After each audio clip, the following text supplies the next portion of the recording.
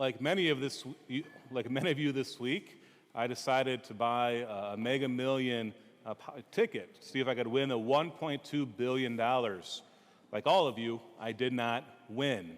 So there we go. But the reason I decided to buy this ticket was because I was listening to the radio. I was listening to WCCO. On the top of the hour, I like to turn on the Friendly Neighbor and get the national news. And they told me, and they told everyone else, right, that this is one of the record lottery prizes ever. It's the third largest ever for $1.2 billion. Of course, my mind started going, what could I do with $1.2 billion, right? Well, I'll tell you one thing. There'll be no more need for any more capital campaigns here at St. John's, right? But they interviewed someone during this news kind of broadcast, and they went to this lady and said, do you know there's only a 1 in 320 million chance that you're going to win this lottery? Why are you buying a ticket? She says, well, I still have a chance. Maybe it will be me. And it wasn't, because they didn't interview her from Illinois. So someone in Illinois won, by the way. But it also reminded me of a documentary I watched a couple years ago on ESPN. It was of the University of Kentucky basketball program, kind of behind-the-scenes look at this team. It was supposed to be one of the best teams that college basketball had ever seen. And in there, the head coach is John Calipari. He's a good coach. He cheats a lot, but he's a good coach. Maybe that's why he's a good coach. But anyways, he had an analogy in there. And this analogy he used, it was kind of behind the scenes. They were in his living room. And he asked each player, said, give me $2, and I'm going to give you a lottery ticket. So they said, yeah, that's great. How much is the prize for coach? And at this time, the prize was worth $1.5 billion. So all of a sudden, these basketball players are like, if I win $1.5 billion, I'll be set for life. And he goes, you guys are so, I'll use this in a homily, appropriate way, you guys are so stupid. You already are a lottery ticket. You see, you all have great talent, especially University of Kentucky. A lot of these players were going to be drafted in the lottery. They're worth $200, $300 million if they make it to the NBA. And so we kind of let them know, don't waste your talent. Use what God has given you. Now, God may be thinking, well, I'm never going to go to the lottery in basketball. I can't even make a layup, right? There's no way I'll ever go to the NBA. How come God didn't give me those gifts? I started thinking even more, what are the chances of someone actually being born? What are the chances that you're born? Now, of course, we can go to Jeremiah.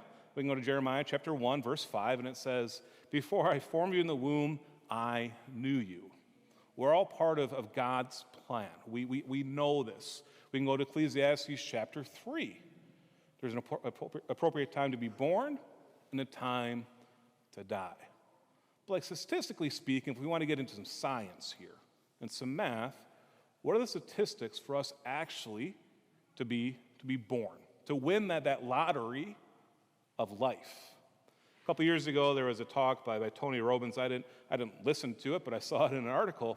He said it's a 1 in 400 trillion chance. Guess what? That number, way too low. It's actually much, much greater number. That's so off. There's another one. It was a Buddhist analogy by some Buddhists that kind of tell this story. Imagine that there's only one turtle in the ocean, and you throw a life preserver in the ocean. When that turtle comes up for air, it'll fit through that little circle of the life preserver. That's the odds for you being born. It's kind of the analogy they use, which is 1 in 700 trillion. Guess what? That number, way too low for the statistics and the odds of you actually being born. Let's use another analogy, because it's a number I can't even pronounce of how big it is. The article I the article that I read, he said if I actually write down all the numbers for the statistics of you being born would take up 11 books just for this number. So he said, let's use this analogy. Let's take the population of San Diego, which is 2.5 million people. We're going to gather them all together on the same day. We're going to give them a dice to roll. But instead of a 6-sided die, it's a trillion-sided die. They all roll that die, and 2.5 million people come up to the same exact number, whatever number that may be, 750,428,222. If they all roll that number, that is the statistics for the chances of you actually being born. Do you think we've won a lottery? We've won the lottery of life, this gift that God has given us. We truly, as this article ended with, we truly are a miracle. What we're called to do is live in that way as well. Going back to that news broadcast, they had a lawyer on after the person, saying, maybe I could win. They go, what if someone actually wins the lottery? What's the first thing? What's the main thing they should do? And he said very bluntly, don't lose the ticket, right? Don't lose the ticket. That's worth $1.2 billion. Well, what's the ticket in our life? Don't lose our soul. It's the most important thing. Not to lose the gift of life that God has given us. We know we have this gift into this world, that this world, it's not the end. No, this world, it's just the beginning. But so often we can fall into what? We can fall into what we heard about in the first reading from Ecclesiastes. We can fall into vanity. Vanity, oh vanities, all things are vanity. When we toil our whole life is focusing on material possessions. We go back to the gospel as well. From Luke, here's this rich farmer. He has this bountiful harvest, and what does he say? I'm going to tear down my barns so I can store up this grain and do what? So I can rest, eat, drink, be merry in this world, which is nothing compared to the world that God has in store for us with him in heaven.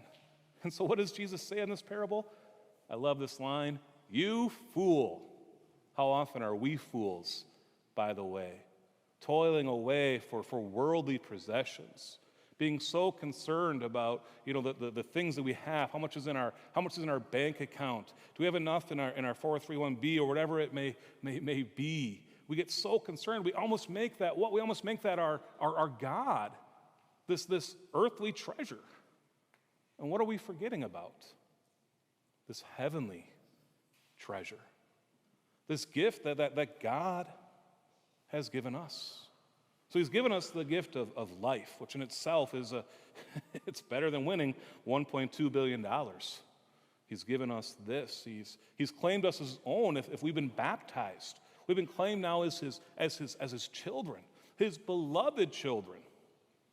And all we have to do now, it sounds easier than it really is to follow his will, is to serve him, and to receive the grace that he wants to give us, to go to him in prayer, to go to him in the sacraments, to continue to build up this heavenly treasure, which all it takes is us going to him and saying, Lord, I desire to serve you above everything else.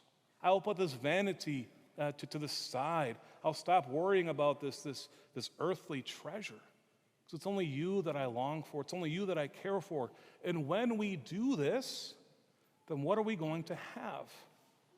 Life. Life eternally with him. It will be better than just sitting there drinking, being merry. It'll be instead us being one with God and him one with us, and giving us all that we need. That complete gift of his love with nothing blocking it. Don't waste the gift of your life. Don't waste this lottery that you've won. Come to God. Build up this treasure in him, and he will give you life eternally.